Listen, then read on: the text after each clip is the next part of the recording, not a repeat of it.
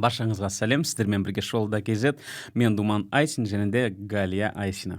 Сәлем. Осы видеода біз соңғы саяхатымыз Таиландтағы Кочанг аралында өткен демалысымыз жайлы айтамыз. Біз ол жерге екеуміз барған жоқпыз, өзіміздің отбасылық демалыс болды. Аллаға шүкір 3 ұлымыз бар. Сол 3-еуін ертіп, балалы шағалы болып бардық. Алматының аэропортына келдік. Ол жерде адам ығы-жығы, адам өте көп. Демалыс кезеңдері болды. Неге біз Таиландты таңдадық? Қазір біріншіден қыс, күнге жақсылап жылынатын ел іздедік. Қыста ол Таиланд көбінде, иә.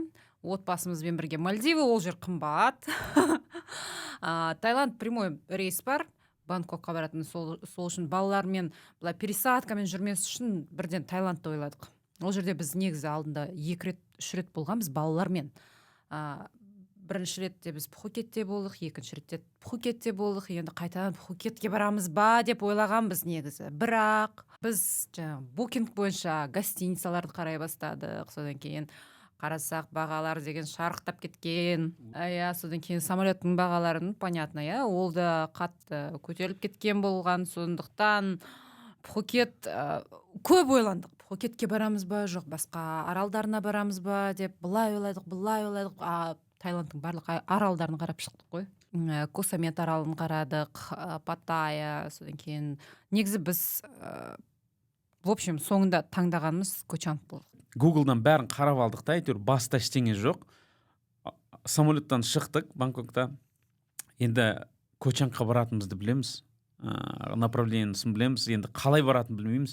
Әйтеуір сол жерде аэропорттың жұмысшыларынан сұрадық, Кочанг қай жаққа қалай баруға болады деп. Әрине аэропорттың өзінде таксилер бар, 80-90 мың теңге даже болды да, сондай мини-бас.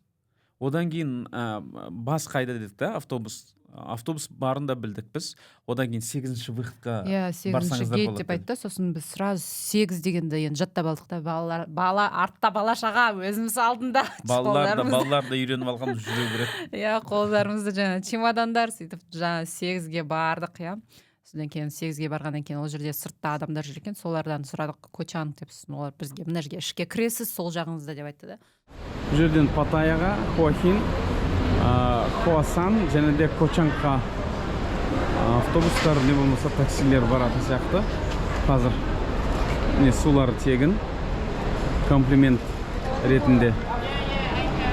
Осындай автобус и плюс дальше входит в сумму этот ферри. Сол жерге барып Сағат 10-да, 11-де әр 1 сағат сайын жүреді автобустар. Әр сағат сайын жүреді екен. Біз 9:55-те болдық ғой. Уже сағат 10-дағы автобус кетейін деп жатыр екен да. Біз айттық бесеуміз деп. Содан кейін ол тез қазір үлгересіздер ма, үлгерсеңіздер міне автобус бар. Содан кейін біз барамыз деп жаңағыдай. Ана автобустан қалмау ғой.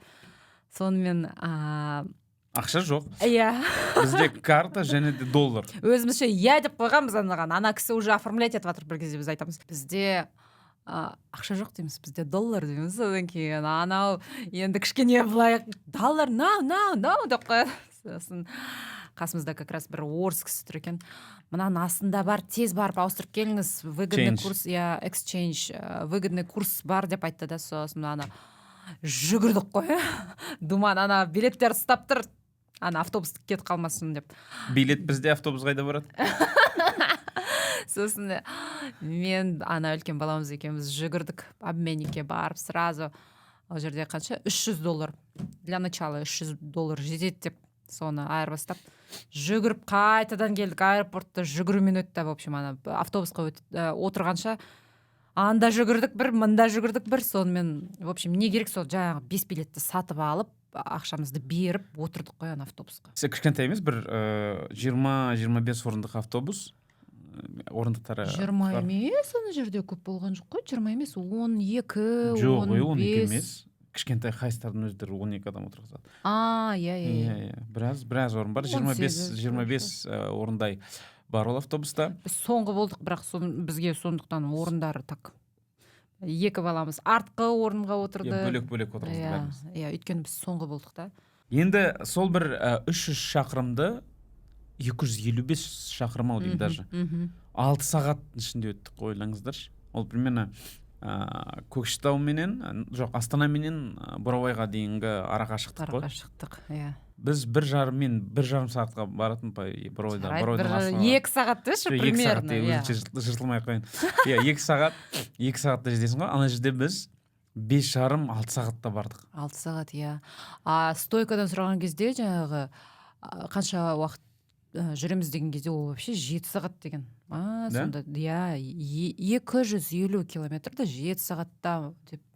Анау Бангкоктан шығам дегенше бір 40 минут 1 сағат уақытын өтеді. Жолдар былай ғой.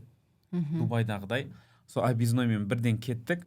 О жерден тез жүресің. Бүкіл жолдары платный, және де арзан емес екен. Жолдар арзан емес. Ең жақсы адамдарда не бар, выбор бар. Не сен тегін жолмен жүресің, ұзақ, не болмаса төлеп тезірек баратын. Ақша төлесең, пожалуйста, свободно жолмен бара бересің. Автобустың өз жылдамдығы сондай ма, әйтеуір максимум сағатына 80 шақырым. Ақырын жүрдік, иә. Среднем 60, кейбір қатты жүргеннің өзінде 80-90 шығар, 100-ге жеткен жоқпыз точно. Ең қызығы біз осы Алматыдан Бангкокқа түнімен ұшып келдік қой, енді ұйқылы ояу осылай жаңағы автобусқа отырдық. Ол жерде жақсы болды, хорошо бір жағынан енді ұйықтап бара жатқан кезде автобус тоқтайды ғой. Видимо, ол кезде тоже жүргізушінің де ұйқысы келеді ма, білмеймін, енді ұйықтап бара жатқанда ол тоқтайды, бір тоқтады, жарайды, шығып алдық. Одан кейін қайтадан ұйықтап бара жатқанымызда прям жақсылап ұйқыға кеткен кезде тағы да тоқтады. Біз ладно, үлкенбіз ғой, енді жарайды, қайтадан тұрамыз да ұйықтай береміз дейміз ғой. Бізде бала шаға бар ғой, енді олар мама деп олар тұрады. Одан кейін олардың ұйықтауы бірден ұйықтап қалмайды ғой, қиын ғой оларға. Енді қайтадан олар ұйықтағанша, олар енді қайтадан тоқтайды. В общем, жол бойы. Біз 2 рет тоқтадық. 2 рет па? 3 рет тоқтадық. 3 рет тоқтадық. Бірінші рет енді бір тоқтаған жеріміз бір ауыл, кішкене жай кафешка, далада тұрған кафешка. Одан кейін более цивилизованный дейді ғой, әдемі KFC бар, жаңағы заправкасы бар, сондай бір үлкен жерге тоқтадық. Сөйтіп біз фрукт алдық па? Арбуз жедік, ананас жедік. Оларда фруктыларды маленький целлофановый мешочекқа салып қояды. Ананасты әдемі турайды. Әдемілеп кесіп қояды, сонымен жаңағыда маленький целлофановый мешочекке салып, әдемілеп тұрып, осылай салып қойып қояды да, ананы көргенде алғың келіп тұрады, сатып алғанбыз солай. Бір ананас тұтас, оны кесіп қойған, сыртын тазалап қойған, сол примерно 450-500 теңге ме сондай. Сөйтіп 3 рет тоқтап, біз Страт қаласына жеттік. Солай бізді кемемен апарайын деп жатыр. Қазір бірде артылатын сияқтымыз. Жоқ, бұл кеме кетіп бара жазып, бұған біз сыймай қалдық. Алдымыздағы мінеки машиналар кетті. Енді келесі кезекте бірінші біз Кочанг островынан келген машиналар. Кочанг аралына жету үшін жарты сағат сол пароммен. Нас с машинами погрузили вот на такой паром. Ферри Кочанг. Вот если что, вот прям название как это пишется. Мен ол кезде бірінші рет осылай біздің машинамызды жаңағы паромға кіргізіп, олай баратынымызды білген жоқпын басында. Мен ойладым жаңағыдай біз машинадан шығамыз, содан кейін өзіміз отырамыз да өзіміз кетеміз. Сөйтсем ана жерден паром келе жатыр, ішінде машиналар, ананы қарап мен в шоке болдым ғой. Содан кейін басқа паромнан келіп, машиналар шығып атыр, сосын қарап тұрдым. Біраздан кейін жаңағы өзіміздің машинамыз жаңағы паромға кірді. Бірінші рет көрдім ондайды бар ғой. Өзіміз сонда паромның ішінде машинаның ішінде біз солай бардық. И жаңағыдай ол жерден шығуға болады екен еще. Ал біз мінеки осы үлкен кеменің бірінші қабатындамыз. Бұл біздің шопыр жігітіміз. Енді мен сіздерге, бұл Рамсик біздің. Енді мен сіздерге қазір екінші қабатын көрсетем. Жоғары қарай көтерілеміз. Міне, екінші қабатында адамдар осылай отыратын жер бар. Жерге тамақ ішсеңіздер болады. Енді бұл жерде жеңіл тамақ, сусындар, чипсы и сондай нәрселер ғана. Кофе ішуге болады, мінеки осы жерден кофе заказ берсеңіздер болады.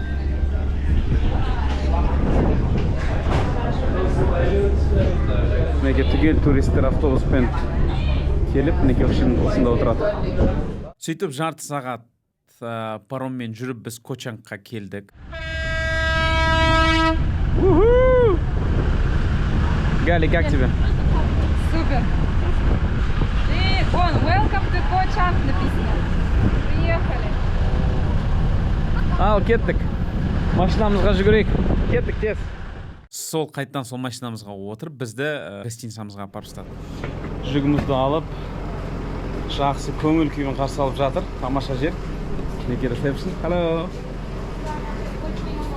Міне, керемет. Әзірше бәрі ұнап жатыр бізге. Гостиницамызға келдік. Территориясы өте үлкен екен. Welcome drink берді. Marina can suite 2 bedroom and total of the guest is 5 person and Лимонад. the price including the children. Бірақ ресепшн кішкентай ғана. Ресепшн кішкентай ғана. Балаларға ұнады. Бірден қыстан жазға барған жан-жағы пальма өте әдемі. Остановились в очень большом отеле. Территория здесь огромная просто. Дом у нас в одной стороне, ресторан в другой. Но нас будут возить вот на этом электрокаре по всей территории отеля, куда мы захотим, в любое время. Позвоните и все. Единственное такси ближе к городу. Кокос. Он будет подороже. Но бала кокос деп жүр, қазір көрсетем. Ал достар, қазір мен сіздерге рум-тур жасап берейін. Мінекей біздің жалдаған вилламыз. Сол жағында уборная, мінекей бірінші спальня, балардікі. Мынау зал, кухнясымен, тамақ ішетін орын. Және де мінекей осындай тамаша көрініс. Бірден пляжға шығатын. Және де біздің жатын бөлмеміз. Осындай міне. Үлкен де емес, кішкентай де емес, өзіміздің телевизорымыз бар. Және де мінекей жұмыс істейтін орын. Әр бөлмеде кондиционер. Сәл алыстау, пляждан сәл алыстау болды. Бірақ қай жерге барсаң да, мысалға, сол аралдағы 7-Eleven деген магазин бар, орталық. Соған барам десен, тегін машина апарат. Трансфер болды. И таңғы 5-7 минут жерде. Таңғы асқада звондайсың, айтасың, там брекфаст дейсің де, сосын жаңағыдай. И бірден сол машинамен өздері тасып жүрді. В общем, аяғымызды жерге тигізбеді ғой. Келе салысымен бірінші қарнымыз ашып келді. В общем, тамақ жегеніміз жаңағы түнде ғана болды. Ұшып кеткен кезде, сол кезде ғана тамақ жедік. Жолда жаңағыдай 1-2 рет фрукт алдық, жедік. Уже уақыт бір 3-4 болып қалған шығар. Түстен кейінгі қарнымыз ашқан. Бала-шаға ол, мама тамақ жеймін, папанда барамынды, тамақ қарным ашты, не істейміз деп олар. Бірінші кешкі асымыз 12 000 теңгеге шықты. 5 адамға. Бюджеттің барлығы мына кісі білді. 12 545 теңге десең. Солай шықты. Тойдық, әбден тойдық. Фри, тауық, паттайя. Мен қанша 7 күн болдық па, соның 7 күннің 5 күнінде ма, точно паттай жедім. Только паттай. Мен негізі тайлық дейді ма, тамағын жақсы көрем тайлардың. Думан кейде ұнатып, кейде ұнатпай сөйтіп жүрді. Балалар постоянно фри бар, тауық еті бар, наггетсы бар, соны ғана заказ берді. Еще сол жерде том-ям заказ бергенбіз, бірақ том-ямы онша болмады. Ол сол бірінші күні. Том-ям ол сорпа, ол жерде с морепродуктами дейді ғой. Теңіз өнімдерінен жасалған сорпа. Жоқ, том-ям и тауық етінен де бар. Біз бірақ жаңағы енді теңізге барғасын, теңіз с морепродуктами деп заказ беріп отырдық всегда. И паттай тоже жаңағыдай тауық етінен бар. Онда біз постоянно, в общем, морепродукты. Шипспен алдық біз. Морепродукты. Креветкалармен. Креветкалар дәу ғой енді, анау білмеймін, кәдімгідей. Біздің жейтін креветкаларымыз Алматыда осындай ғана, кішкентай ғана, сол балалар сияқты. И то оны бізге королевский, тигровый креветки деп алып келеді ғой. Королевскийді көрмепсіңдер деймін ана жақта. Сөйтіп тамақ жеп алдық та, сәл қыдырдық, жаяу жүрдік, одан кейін барып ұйықтадық. Одан кейін таңертең тұрып таңғы асқа бардық, таңғалдық, керемет әдемі жер. Қайырлы таң достар, мінекей осындай байкты мен арендаға алдым, жалға алдым. Енді осымен біз таңғы асқа барамыз. Таңғы ас ішетін жер сәл бізден алыстау. Ана жерде Ғалия, Рамис, Сұлтанды машина алып кетті. Ал біз Бейбарс екеуміз осы байкпен барамыз қазір таңғы асқа. Ал енді кеттік. Территорияны көрсетейін сіздерге.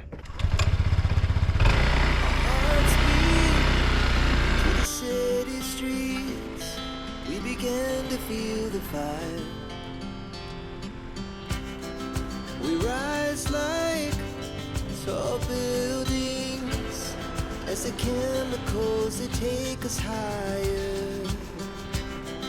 The night's young and it's just begun. As she puts her hand in mine. We wanna chase the night, wanna dance to the light. Pull the stars from the sky, just two hearts running wild. Never sleep, never stop. Every shot from the top. Марина деген отель, жалпы дәу отель екен, достар.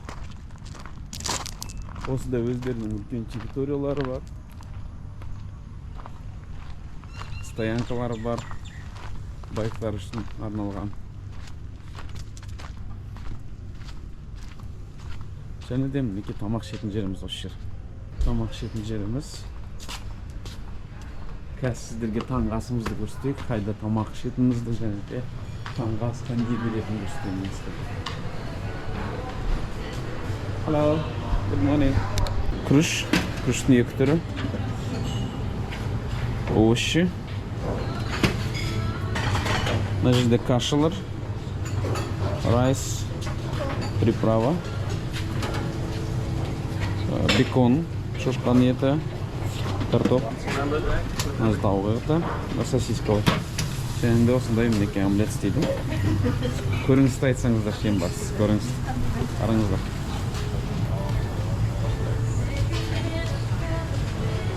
Мұнан қараңыздар, достар. Ай, бәққа, я. Мұна кісі тамақ ішіп отыр. Қалай тез алуға басын? Это как раз, это называется. А? Я только этот. Екеуміз отырып тамақ ішеміз бе бүгін? Бұл. Міне фруктылар бар. Осындай таңғы ас көп емес, аз емес. Мына жерде кофе бар. Болды. Және де мынау түгелдей жағажай. Кочанг аралы өте әдемі аралдардың бірі. Ол жерде кәдімгідей джунглидің ішінде жүрген сияқтысың. Биік пальмалар, жаңағы орман, маймылдар бар дейді. Бірақ біз оны бір-ақ рет көрдік. Және де арал осындай болса, ол енді жолдары бар. Екі жақ шетінде ортасы тау кәдімгідей. Енді вулкан да бар. Джунгли ғой, прямо ортасы, просто джунгли. Ағаштар. Орталығы қалай аталады? Есіңде ма? Жоқ. White Sand Beach. White Sand Beach. White, белый, sand, песок, beach, пляж. Біз одан кейін енді қайта аналарды апарыста деген ұят қой. Біз және де такси қымбат. Таиландта жалпы такси қымбат, себебі бензин қымбат. Таиландтағы бензиннің литрі 550 теңге, 520 теңге, сонда енді қымбат, әрине де такси да қымбат. Таиландта индрайвермен шақыруға болады таксиді.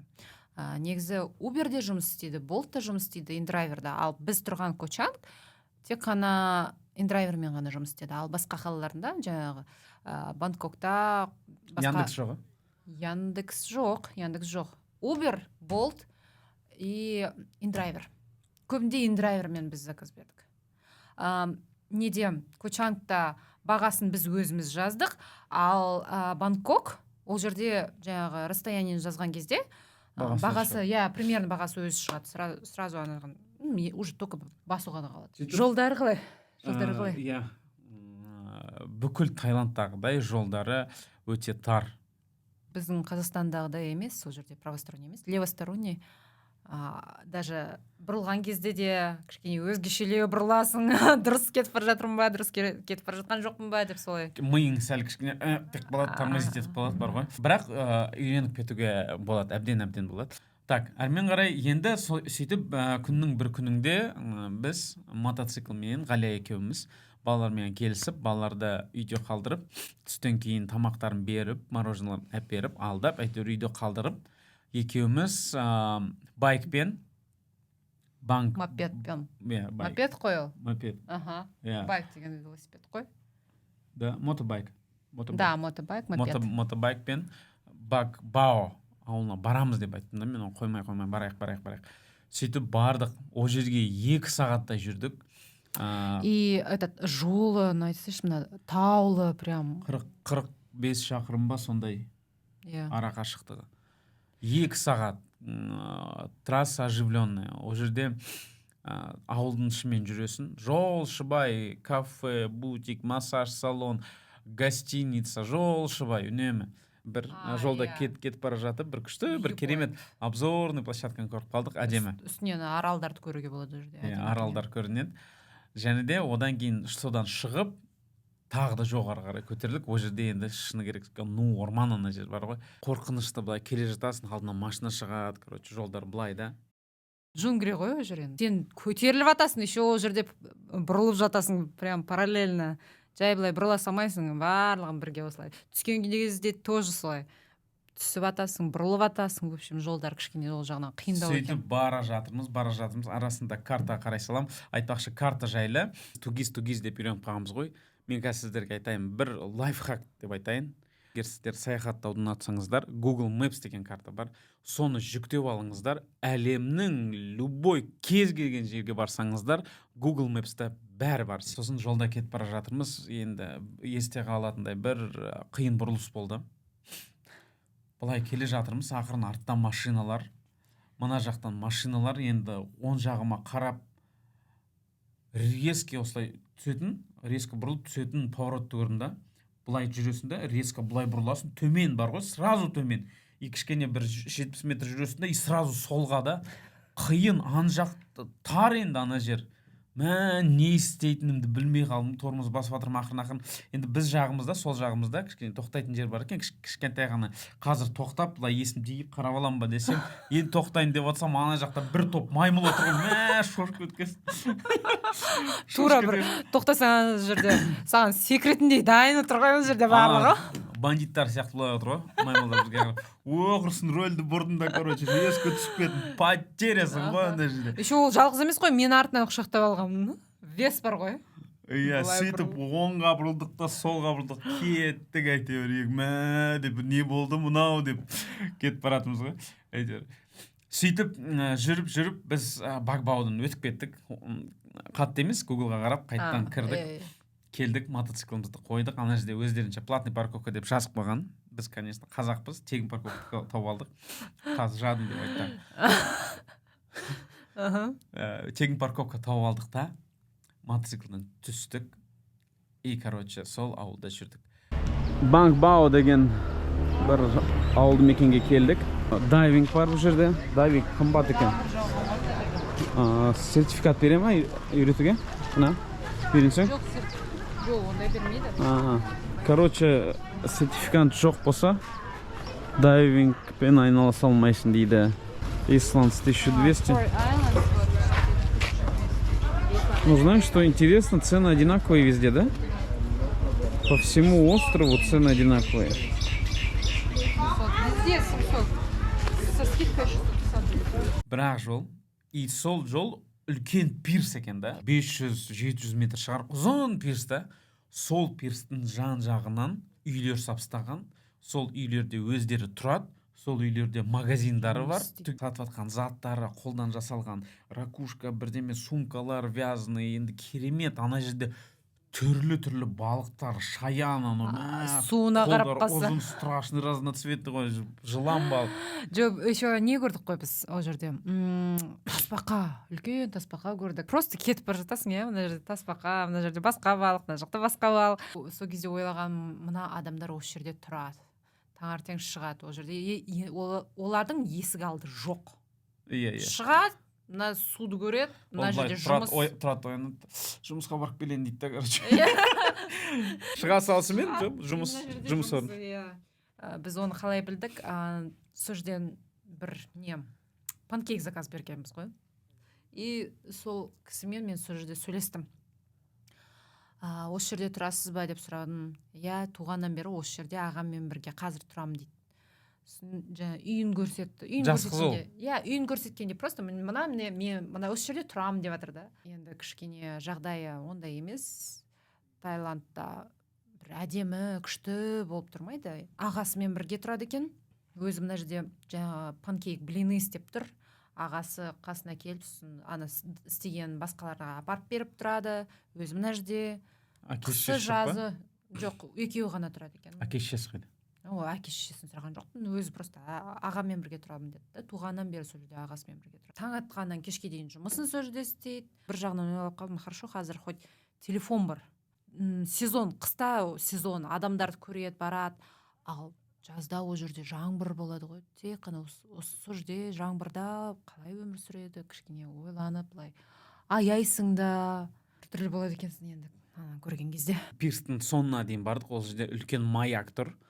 Маяктың жан жағында енді кемелер түстері керемет, жасыл, қызыл, сары, әртүрлі түспен бояп тастаған әдемі. Бір ерекше сезімде болдық. Действительно, бір көзіне бұрын ондай нәрсені көрмегеннен кейін көзге басқаша көрінді да, басқаша болып. Және де экскурсиялар сол жақтан жүреді екен. Сөйтіп бәрін көріп алдық та, вафлины алдық, мотоциклымызға отырып үйге қайттық. Жолдан бір массаж жасап алдық. Сөйтіп тағы 1,5-2 сағатта үйге бардық. Негізі Таиландта обязательный к выполнению дейді ғой, нәрселер бар. Таиландта болсаңыздар, біріншіден ол жерде міндетті түрде. Енді түсінікті тайлық тағам, оның ішінде паттай, том ям, тағы қандай тағамдар. В общем, Таиландтың тағамдарын дәмін көріңіздер. Одан басқа смузи, неше түрлі смузилар бар, фрештар бар, манго фреш, пайнапл, ананасы, сол фрештардың дәмін көріңіздер. Одан кейін міндетті түрде массажға барыңыздар. Массаж ол жерде арзан, бірақ күшті, жақсы жасайды массаж. Ол жерде көп туристер фут массажды таңдайды. Отырады, аяғына массаж жасатып жатады. Осы 3 массаждың түрін көріңіз. Ол жаңағы фут массаж, ойл массаж, тай массаж. Бір 20 минуттың ішінде пілдер фермасына келдік. Қараңыздар, қандай үлкен жануарлар. Орыстармен бірге келдік, алматылықтар оларда. Hello. Қараңыздар. Осымен джунглиға барамыз қазір. Адам басына 500 бат. Бүкіл қонақ үйлерден саяхатшылар жинап алады да, сөйтіп бір фермаға апарады. Фермалары, оларда қызық үйлер былай биік жерде тұрады. Избушка на курьих ножках деген сияқты бар ғой. Астында үлкен ағаштар, және де лестницамен көтеріліп, екінші этажда бәрі. Тұратын жерлер, кафелер бәрі сол жерде да, орман ішінде. Сол істеген себебі мен ойлаймын да, жаңбыр жауған кезде паводки болады ғой. Сонда үйлер кетіп қалмау үшін биікке көтеріп тастаған джунглидағы үйлерді. Ананас берді бізге, одан кейін түгел қонақтар жиналғаннан кейін бізді пілдерге бір-бірден отырғызды, екі-екіден Бибар Сұлтан, және біз, мен, Ғалия, Рамис үшеуміз отырдық. Ал кеттік. Біздің кезегіміз. Бибар, не сұрсын бізді? Бибар, видеоға бізді видеоға Ал кеттік. Біздің піліміз кішкентай екен, Ғалия бірінші отыр. Көрсе сол бір 45 минуттай болды. Пілдің үстінде отырасың, жүресің, орман ішінде неше түрлі дыбыстар, деген дыбыстар деп тұрады бірдемелер. Олар өздері жаяу жүреді, кейде басында отырады, фотоға түсіреді бір жерінде. Экскурсияға, пілдер экскурсиясына баруға болады. Балалармен болсаңыздар, балаларға өте қызық болды. Фермадан шығып 45 минут біз пілдермен жүріп, қайттан сол фермаға келдік. Одан кейін, экскурсия біткеннен кейін пілдермен фотоға түсуге болады, және де пілдерге тамақ бересіз. Корзинкада банан, ананас, қарап тұрып, мынаны өзіміз жеуге болады ғой деп қарап тұрасыз. Пхукетті білмеймін, бірақ Кочанка аралында экскурсиялардың бағалары бәрінде бірдей. Келесі күні таңертең аралдарға экскурсия алдық. 2 нидерландық болды, әйел және де еркек. Сөйтіп, ана еркек әңгімені жақсы көреді екен. Ой, үлкен ұлымыз ағылшын көтеріп алды бар ғой, ана жолшыбай сөйлеп не политика жайлы айттық, жаңағы география жөнінде айттық, ол сұрақ қойды бізге, біз сұрақ қойдық, бүйтіп короче жолшыбай сөйлеп бардық. Қараңыздар, сосы аралдың тағы да бір ерекшелігі, айта кетейін, отеліміздің жанында да осылай су таңертең келіп кешке кетіп қалады. Кешегі жүрген жерімізде су қараңыздар қалай көтерілген. Ona қызық. Су жылы екен, бірақ,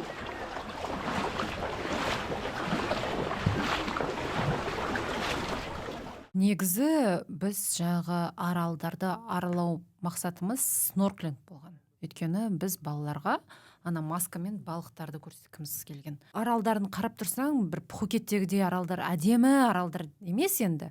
Басты мақсатымыз жаңағы балықтарды көрсеткіміз келген. Сол үшін біз осы экскурсияны жалпы таңдаған болатынбыз. Бірінші жаңағы кемеге келдік, отырдық, бірінші аралға бір қанша 15 минуттан кейін ба жеттік. Ол жерге келген кезде бізге айтты да, мына жерде снорклинг бар деп, жаңағыдай ол жерге түскен кезімізде балықтар ондай көп болмағасын, бір кішкене көңіліміз толмай, сондай бекер алдық па деп қалдық. Ойланып қалдық. Өйткені ол жерде балықтар көп болған жоқ. Сөйтсек, олар оказывается бірінші остановкасы кішкене аздау балық жерге апарды, екінші остановкасы одан кішкене көбіректе, үшінші остановкада енді ол жердегі балықтарды көргенде былай суға былай просто сразу түскен кезде ана түрлі түсті көрген кезде шаршап қалдық, бірақ оның алдында біз балық суға түсіп шаршап алғанбыз ғой. Соңғы аялдамамыз кәдімгідей болды ғой. Өте керемет, өте әдемі. Біз өзіміз түстік ол жерге. Одан кейін жаңа балаларымыз, үлкен енді балаларымыз олар жүзе алады ғой, олар өздерімен өз жаңа масканы киіп алып, астына да жүзіп ішіне кіріп қарап жатыр. Оған қоса жаңа 5 жастағы баламыз маскасын киіп алды да, хорошо, ол жердегі енді кеменің өзіндегі адамдар кейбір балаларды алып, құшақтап алып, судың астын көрсетеді екен. Очкиін киіп алды да, өзі баламызды арқалап, жаққа алып кетті. Мен қарарымды білмеймін, балама қарарымды білмеймін, суға қарарымды білмеймін, былай отырдым сонымен. Сосын баламызды біраз, 15-20 минуттан кейін алып келгеннен кейін баламыз прям айтты ғой, мама, сен көрдің ба деп, өзі прям в шоке. Біздің негізгі мақсатымыз осы балалардың эмоциясын көру, балалар жаңағы балықтарды көрсе екен, сондай мақсат болған. Соның орындалғанына өзім іштей бар ғой, мәз қуанып қалдым. Өзіміз енді көріп тұрмыз, білеміз, оны көргенбіз, ал енді балалардың эмоциясын көрген кезде ол жерде керемет сезімде боласың. Көрді ғой мынаны, қандай керемет, естерінде қалады ғой деген бір өзің шынымен де жақсы сезімде болып қаласың.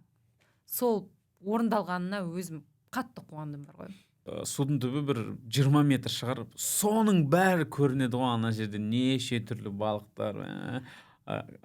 Немо мультигі бар ғой, сол жердегі балықтардың бәрін көрдік, короче. Бұл жерде айтпақшы тамақ та берді бізге, том ям сияқты бір супчик берді, сосын тауық етімен рис күріш берді. Сол экскурсияның бағасына кіреді.